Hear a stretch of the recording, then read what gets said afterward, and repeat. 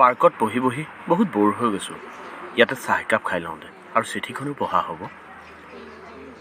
মৰমৰে মোৰ বিপুল, সৰ্বপ্ৰথমে মোৰ দূৰণিবতীয়া মৰমবোৰ ল'বা। মোৰ আশা আৰু কামনা নেদেখা ঈশ্বৰে তোমাক কুশলে ৰাখিছে, আৰু ৰাখিবৰ কাৰণে মই ভগৱানৰ ওচৰত প্ৰাৰ্থনা কৰিছোঁ। কাৰণ তুমি মোৰ বুকুৰ জুইত জ্বলি জ্বলি নিঃশেষ হোৱাৰ সপোন দেখিছোঁ। নিপুল, তুমি চাগৈ আজি 3 মাহৰ মূৰত মোৰ চিঠি পাই আচৰিত হৈছা নহয়?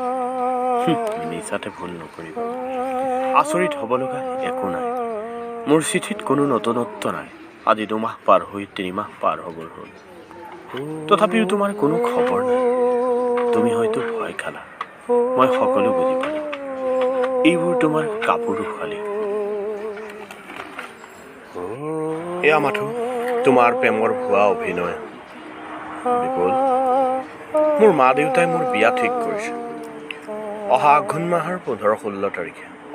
তাৰ বাবে তোমাক নিমন্ত্ৰণ জনালোঁ। পাৰিলে সেইদিনা আহি এপাক মাৰিবা। বিয়াৰ স্থান কামাখ্যা মন্দিৰ। ঘৰত পাৰ্টিহে হ'ব। তুমি আকৌ নাভাবিবা তোমাৰ ভয়ত মোৰ বিয়া ঘৰত নহ'ল বুলি। ইয়াৰ কাৰণ আমাৰ ঠাইৰ অভাৱ। যি হৈ গ'ল সেইবোৰ সকলো পাহৰি যোৱা।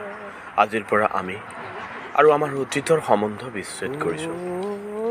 জানা বিপুল, তোমাৰ বাবে মই বহুতো ত্যাগ কৰিলোঁ।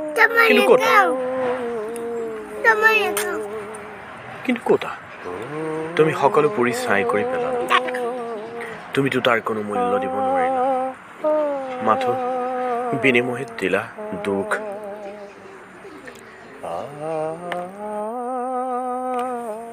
তুমিতো তেনে নাছিলা। তোমাৰ বাবে মই ঘৰখনৰ মানুহৰ পৰা বহু দুখ কষ্ট ভোগ কৰিলোঁ। বহু নিশা অনাহাৰে বিচনাত চকু পানী অনিন্দাই বাগৰি কটালোঁ। কিন্তু তুমি কি কৰিলা?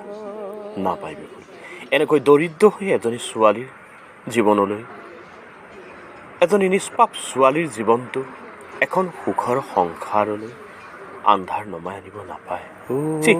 ভাবিলেই লাজ লাগে তোমাৰ কথা, তোমাৰ কাপোৰো খালীৰ কথা। তুমি মোক বহু মৰম কৰিছিলা, কিন্তু মই এনে মৰম বিচৰা নাছিলোঁ, যি মৰমৰ মাজত ফেটি সাপৰ বিষৰ দৰে বিষ থাকে। নিপুল, মই জুয়ে পুৰা মানুহৰ দৰে জীয়াই থাকিম, তথাপি তুমিও শান্তিত নাপাবা। নিপুল, আৰু বেছি লিখি তোমাৰ মূল্যৱান সময়বোৰ নষ্ট নকৰোঁ। নজ্বলিবা বিপুল, তোমাক মই মমবাতিৰ দৰে জ্বলি জ্বলি নিঃশেষ হৈ যাবলৈ কোৱা নাই।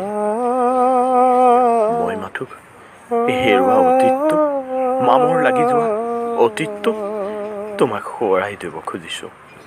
নিপুল, আজিলৈ আহোঁ। নিপুল, তোমাৰ হাতত থকা মোৰ চিঠিবোৰ পুৰিবা পেলাই নিদিবা, সযতনে ৰাখিবা।